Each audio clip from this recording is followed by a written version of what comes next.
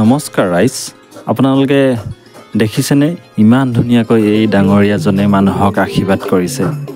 এই পৰিৱেশ হৈছে শ্ৰী শ্ৰী আঠখিলীয়া নামঘৰৰ চৌহদৰ পৰিৱেশ। আৰু কাষতে এজন বিশেষভাৱে সক্ষম বুলিয়ে কৈছোঁ, তেওঁ ইমান ধুনীয়াকৈ হৰিনাম লৈ আছে। কি যে মনোমুগ্ধ কৰা পৰিৱেশ, সঁচাকৈ বৰ ধুনীয়া লাগিলে আহি। আপোনালোকেও উপভোগ কৰক এই মনোমোহা পৰিৱেশ।